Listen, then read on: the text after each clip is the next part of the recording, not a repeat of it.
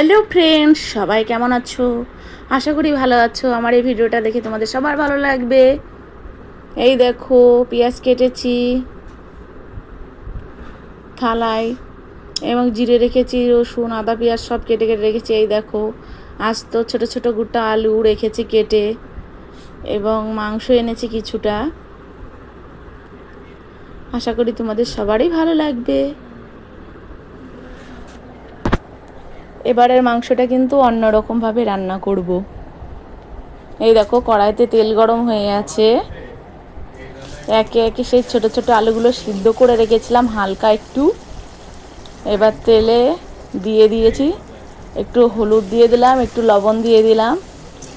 এবার আলুগুলোকে সুন্দর করে ভেজে নেব। এই দেখো, সুন্দর করে ভাজা হয়ে গেছে। এবার কড়াইতে তেল ছিল, তার মধ্যে চই ঝালটা ভেজে নিয়েছি। এবার সেই তেলের মধ্যে দুটো শুকনো লঙ্কা দিয়ে দিলাম এবং পেঁয়াজ কুচিগুলোও দিয়ে দিলাম।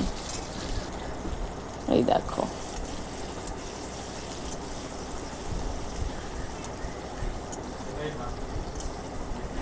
এই দেখো,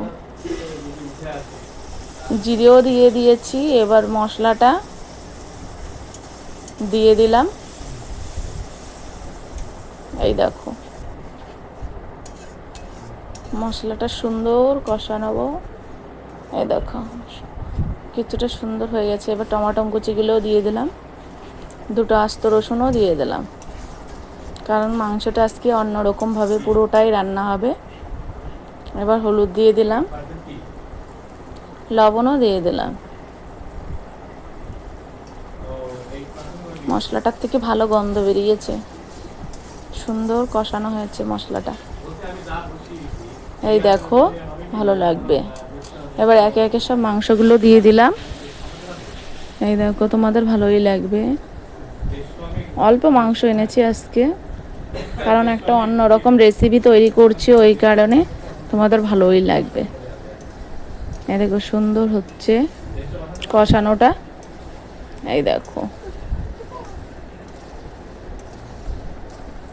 এই দেখো কালারটা কেমন হয়েছে, তোমাদের আশা করি ভালোই লাগবে।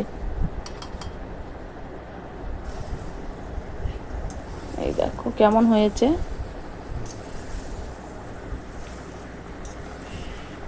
এই দেখো, এবার চই ঝালগুলো দিয়ে দিলাম, কারণ রান্নার উপকরণেই মেন হলো চই ঝাল। ওটা দিলে মাংসের স্বাদটাও সুন্দর হয় আর খেতেও ভালো লাগে। যাদের ঠান্ডা লাগে, তারপরে এমনি মুখে রুচি আসে ওটা খেলে। এই দেখো, সুন্দর কষানো হয়ে গেছে। আশা করি তোমাদের ভালোই লাগবে। এই দেখো, মাংসটায় প্রচুর তেল। এই দেখো, আলুগুলো সব দিয়ে দিলাম। আলুগুলো ভাজা হয়েছিল, সেটা দিয়ে দিলাম। এই দেখো, ছোটো ছোটো আলু দিয়ে রান্না করছি।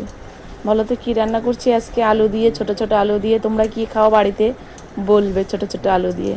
কিন্তু এটা হলো অন্যরকমভাবে আমি কিছুটা মাংস দিয়ে দিয়েছি। আমাকে কমেন্টে বলবে তোমরা ছোটো ছোটো আলু দিয়ে কী খাও। আমিও সেটাই করেছি, কিন্তু তার মধ্যে মাংস দিয়ে দিয়েছি। এবার জলটাও দিয়ে দিলাম।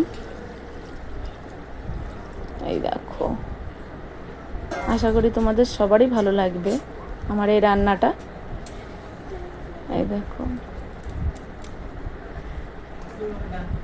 পাশে থেকেও ভালোবেসো, কাছে এসো। এই দেখো, কালারটা সুন্দর হয়েছে, কত সুন্দর। এই দেখো, আমাকে লাইক করো, কমেন্ট করো এবং শেয়ার করো। তোমরা পাশে থেকেও আমাকে ভালোবেসো। এই দেখো, কিছুটা ধনেপাতাও দিয়ে দিলাম। এই দেখো,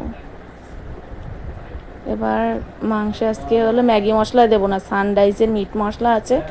কারণ যেহেতু এটা আলু দিয়ে রান্না করছি, ছোটো ছোটো আলু দিয়ে যেরকম আলুর দম খাই, সে আলুর দমের মধ্যেই কিছুটা মাংস দিয়েছি।